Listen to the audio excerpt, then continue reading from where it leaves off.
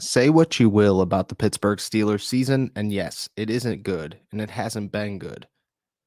But Omar Khan showed some bright spots, and that he's fully capable of handling this general manager duty. That's exciting. What's up, everybody? Thank you for jumping on to Steelers to Go, your daily to go cup of Pittsburgh Steelers news and analysis, part of the All Steelers Talk Network. I'm Noah Strackbine. Find us on youtube.com/ All Steelers Talk or anywhere you get your podcasts. And today we're talking about the eventful trade deadline that not many people saw coming, many people were surprised by, and for some reason, there's negative thoughts on, and there shouldn't be. Where should we start? Should we start with Chase Claypool? Because obviously that's the big one. You get a second round pick from Chicago, right now sits at the 36th pick in the NFL draft. I think that's as good as you'd ever get for Chase Claypool, and people have a hard time letting that guy go for some reason, but truthfully, he wasn't a piece of the puzzle long term. And at this point, to get a second round pick that's basically a first round pick, a late first round pick, that's a that's as good as you're going to get. That's the best trade value that Chase Claypool will hold through his entire career in Pittsburgh. He's not a guy that was sticking around long term. He had one more year on his deal before everything was over and he was walking for free. The Steelers weren't going to pay him another contract at that point. It would have gotten in the way of contracts down the road like George Pickens and hopefully Calvin Austin. And it worked out well. It worked out as well as you could have possibly imagined it. And I got to give all props to Omar Khan. That's where the message is, I think. It's not, oh, the Steelers did well. Oh, the Steelers now need to find a wide receiver, which is a whole other topic. And we will get into that because I'm a little bit sick and tired of the DJ narrative. Steelers fans and some Steelers critical media have just such negative thoughts on this guy, and it's just poor judgment. That's all it is. It's poor judgment. But Omar Khan sent a message. He said, while everybody else is sitting around looking at right now, trying to worry about can we recover from 2-6? Can this season be turned around? I'm going to do us a favor and I'm going to look for the future. And I'm going to say, hey, look, we don't need Chase Claypool right now. You want to know why? Because we went out and found George Pickens later in the second round than the 36th pick. So if we need to find somebody else, we will, and we'll have 4 years with them rather than one. It was a message that the Pittsburgh Steelers are looking more long-term than anybody wants to admit. That yes, even if Mike Tomlin is delusional and the players won't admit it, Omar Khan is sitting around and he's saying, I'm preparing for later because later is when we'll have success. It's something that I don't know if Kevin Colbert would do. Kevin Colbert was always in the mindset of win now. And that's an Art Rooney thing. That's a Mike Tomlin thing. That's a Pittsburgh Steelers thing. The win now. We are hunting for a Super Bowl today. We are not waiting for tomorrow. Well, Omar Khan is looking at this team going, they're 2-6. Their rookie quarterback isn't as good as many people expected him to be out of the jump. Maybe we should look for tomorrow because today doesn't look super bright. And that's okay because as I've tried to preach and many others have tried to preach time and time again over the last 12 months, the NFL is a constant life cycle. And that life cycle is not successful throughout the entire process. If you do not fall, you cannot build. The Steelers need to find some light later because there is no light right now. There are pieces to the puzzle that look bright. You got Pat Freiermuth, you have George Pickens, you have Deontay Johnson, you have Kenny Pickett, an offensive line that's growing, TJ Watt, obviously, Minka Fitzpatrick, obviously, to Marvin Leal, if you want to put him in that mix. There are pieces to this puzzle, but overall, the grand scheme of things, the Pittsburgh Steelers are a team that need to suffer for at least a year, maybe two, and then they could try and find the light. And Omar Khan said, yeah, I get that. Chase Claypool isn't going to be here by the time that we find the light. So we might as well get rid of him and get what we can. And there is no way that his value would have been any higher than what the Chicago Bears offered at any point before his contract was up. Shout out to Omar Khan. What a great move. What a great move for the future. I don't care about the right now. Everybody could be concerned about the right now. The players in the locker room could be concerned about the right now. Mike Tomlin could be concerned about the right now. I'm thankful that somebody was looking out for tomorrow, that somebody had their head on and said, I get that we want to win today and I want to win today, but I'm also going to prepare us for when we're ready to win. I'm going to be a realist. I'm going to be realistic in this situation. Somebody needed to be. Omar Khan was.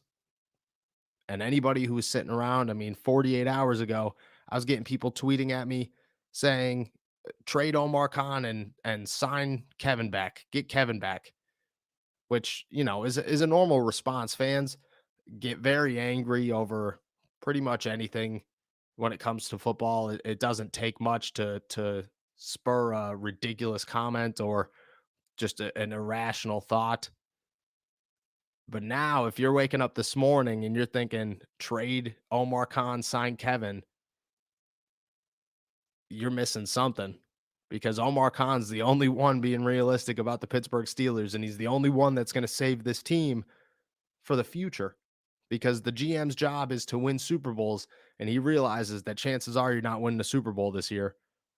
So you might as well try to win one next year or maybe in 2 years. And getting rid of Chase Claypool was the right decision, obviously. Before we move on to William Jackson, because I do want to talk about William Jackson, I think that was another win. I do want to address the whole. I saw a tweet right before I jumped on here. It was who's going to be the wide receiver 2 in Pittsburgh because George Pickens is wide receiver 1, Deontay Johnson is wide receiver 3. What are we talking about? What are we talking about? I get that there are not many people left in Steelers Nation who enjoy Deontay Johnson, who have much faith in him. I see why to a degree, to a very, very small degree. But man, the overreactions there are ridiculous. Because anybody sitting around going, man, the Steelers just got dramatically worse because now they don't have a wide receiver 2. Well, their wide receiver 2 is George Pickens. Their wide receiver 1 is Deontay Johnson. It's been Deontay Johnson. It will remain Deontay Johnson. All they're looking for is a wide receiver 3. Chase Claypool was their wide receiver 3. And people have this, like, if you have poor thoughts on Deontay Johnson, why were your thoughts good on Chase Claypool? That's my biggest question.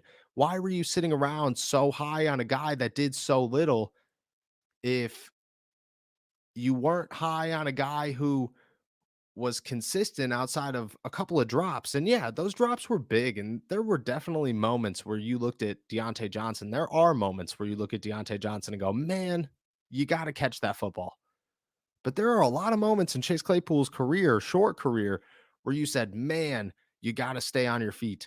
Man, you got to play physical. Man, you do not like to block at all. There were a lot of negatives with Chase Claypool. There are some negatives with Deontay Johnson, but there are a lot more with Chase than there are Deontay. People just have a negative narrative and they'll grip that narrative as hard as they possibly can for as long as they possibly can. That's what Pittsburgh Steelers fans are. I was one of them for 26 years now. I understand it. I get it. But I'm going to sit here and I'm going to tell you the truth. And the truth is that the Steelers are in a great spot right now. You look at Calvin Austin and you hope that that foot surgery goes well and that he comes back next season and everything looks fine. And he is that wide receiver 3. You look at Steven Sims and you say, I hope that he could build a role this season and that slot role. Miles Boykin could add his contributions. Gunnar Olszewski could get something rolling. You lose a lot, or you use a lot more of Connor Hayward, Najee Harris in the passing game. I think it just opens up so many doors. It was a great move. And anybody fretting, anybody worrying about finding a wide receiver 2, don't. There are wide receiver twos and ones. You're just looking for a wide receiver three, and there's options, even if those options aren't right now. All right, let's talk about William Jackson III. The Pittsburgh Steelers send a conditional sixth. They get back a conditional seventh in 2025. Pretty much just got back what they gave up for Jesse Davis right before the season started. For a guy that was about to be released in Washington, the Steelers didn't want to take a chance. They grabbed him. And it's a win outside of the salary cap. There are worries with the salary cap. If the Steelers keep William Jackson in 2023, it's going to cost them $12.75 million dollars. If they decide they won't keep him, it's going to cost them $9 million dollars. Dead cap space. Not great, not phenomenal, not what you're looking for.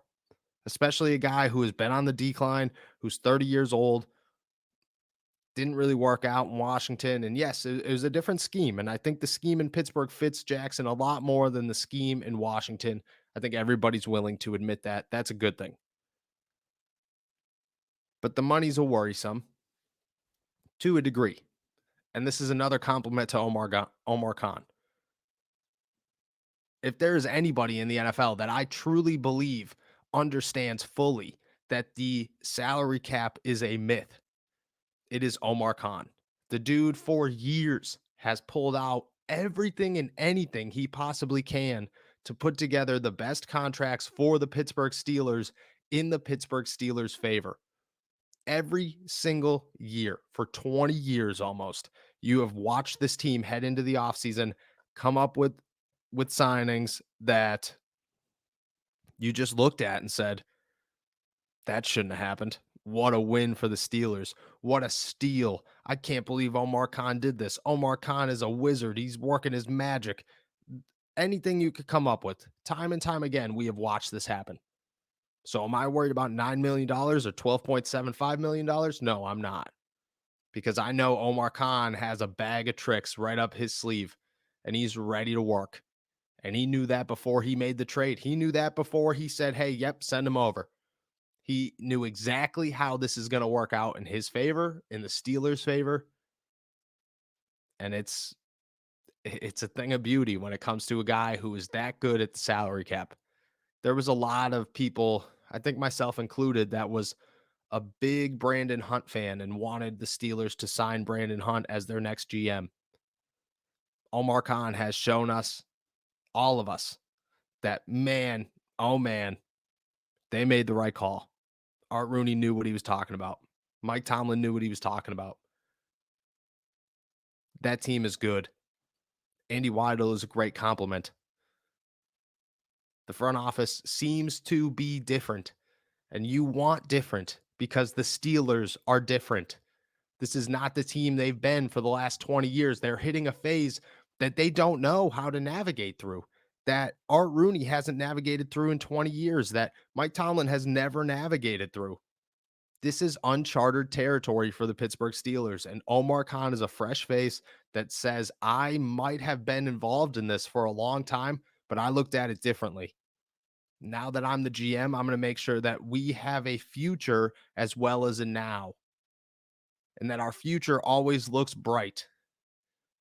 And the Steelers need to take advantage of that. They need to acknowledge that, and fans should be happy. I don't know what the future holds for the Pittsburgh Steelers. I don't know how long this rebuild is going to take, but what I do know is that sitting here right now, 24 hours, less than 24 hours removed from the trade deadline, I'm very confident in Omar Khan. And I'm very confident that no matter what and all the obstacles that are tossed in his way, that man is going to do a good job keeping this Pittsburgh Steelers team alive for the future. Even if right now is gloomy and even if right now is dark, Omar Khan has a plan. And so far, that plan is working and it's working well.